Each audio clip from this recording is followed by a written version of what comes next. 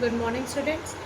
Today I would be continuing with the new exercise, that is the nature of the root of a quadratic equation. इसमें अभी तक आपने जो भी पढ़ा उसमें आपने वो जो था वो श्रीधराचार्य जी की बेस्ड क्वेश्चंस थे. अब आपको क्या करना है, अब आपको उसका नेचर ऑफ द रूट्स पता करना है. क्या नेचर ऑफ द रूट्स?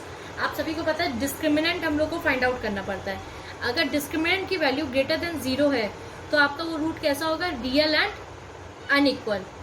और रूट कैसे निकालोगे? -b plus minus under root d upon 2a की हेल्प से. अगर आपसे क्वेश्चन में पूछा जाए रूट्स निकालने के लिए, अगर d की वैल्यू इक्वल्स टू 0 इसका मतलब roots are real and equal. उसका फॉर्म कैसे रूट्स निकालोगे? उसके -b अपॉन 2a की हेल्प से. और अगर d की वैल्यू लेस देन 0 है तो no real roots are possible and none of the roots can be find it out. इसी पर बेस्ड एक्सरसाइज 4C है. 4C क्या कह रही है? क्वेश्चन नंबर 2 है इसका. If a and b are the distinct real numbers है, इसका मतलब या तो d की वैल्यू ग्रेटर देन 0 है या फिर इक्वल्स टू 0 है. Show that the quadratic equation 2 bracket में a² plus b² bracket of x² plus का 2 of a plus b of x plus का 1 is equals to 0 has no real roots. मतलब आपको d की वैल्यू क्या होनी चाहिए? Less than 0. तो सबसे पहले आपने इससे a क्या हो गया हमारा? ये पूरा नंबर अपार्ट फ्रॉम x².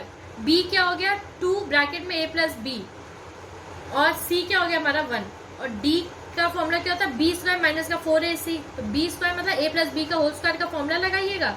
इस 4 को अंदर मल्टीप्लाई जब करेंगे तो आपकी वैल्यू आएगी माइनस का 4 कॉमन लेके a² प्लस का b² प्लस का 2ab, जिसको आप लिख सकते हैं माइनस का 4 a प्लस b का होल स्क्वायर. क्योंकि यहाँ पे माइनस का साइन लगा, इसका मतलब जो d की वैल्यू है वो लेस देन 0 है. So it has no roots. मेरे ख्याल से आपको समझ में आ गया होगा. कोई डाउट हो तो मुझसे पूछ लीजिएगा. फिर मुझे क्वेश्चन नंबर 5 इंपॉर्टेंट लगा.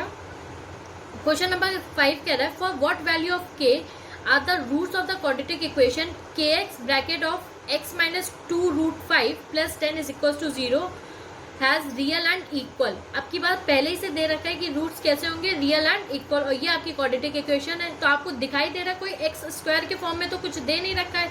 तो मैंने सबसे पहले इस इक्वेशन में kx का अंदर मल्टीप्लाई कर दिया.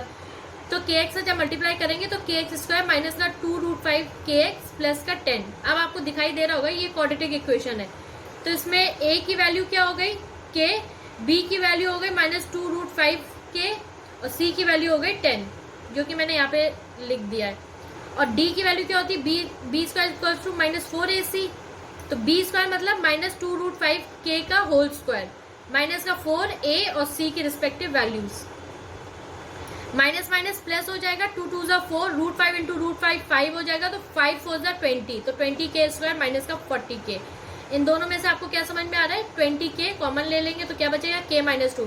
तो एक तो k 20k इक्वल्स टू 0 रख सकते हो और एक क्या रख सकते हो? k-2 equals to 0. तो जब k की वैल्यू एक तो 0 आ जाएगी और इधर से क्या आ जाएगी? k की वैल्यू 2. तो k की पॉसिबल वैल्यू 0 या 2 होगी.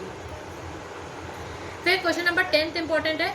Find the values of p for which the quadratic equation p plus 1 of x² minus 6 of p plus 1 of x plus 3 of p plus 9 is equals to 0 where p is not equals to -1 and has equal roots. क्वेश्चन में पहले से ही दे रखा है equal roots है. Hence find the roots of the equation. तो आपने क्या करा?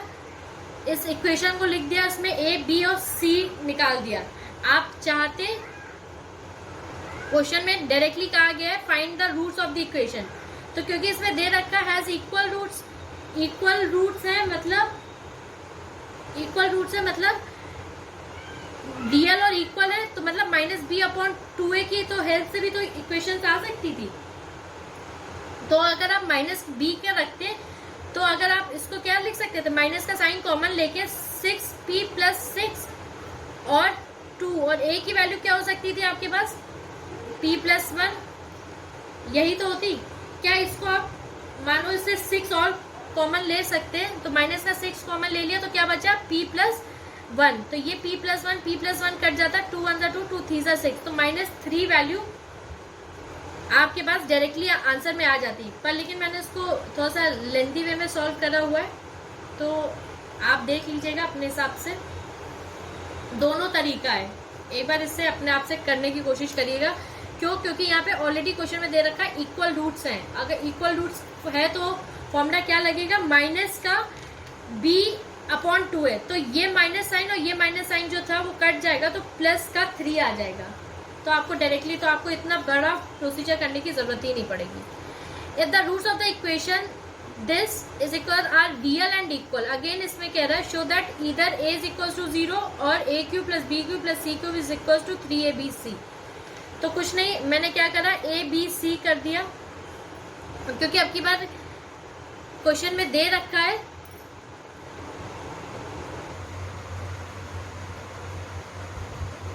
फिर आपको क्या करना है, क्वेश्चन में दे रखा था a³ + b³ + c³ is equal to 3abc, मुझे प्रूव करना था, तो इसलिए मैंने d = b² - 4ac अप्लाई करा और सबके रिस्पेक्टिव वैल्यू लिख दी। यहाँ पे a + b का होल स्क्वायर का फॉर्मूला लगा दिया, इस 4 को पहले इन 2 ब्रैकेट्स को मल्टीप्लाई कराया, उसके बाद 4 से मल्टीप्लाई करा दिया अंदर, और जब पूरा सॉल्व कर लिया तो मुझे एग्जैक्टली वैल्यू प्रूव्ड हो गई।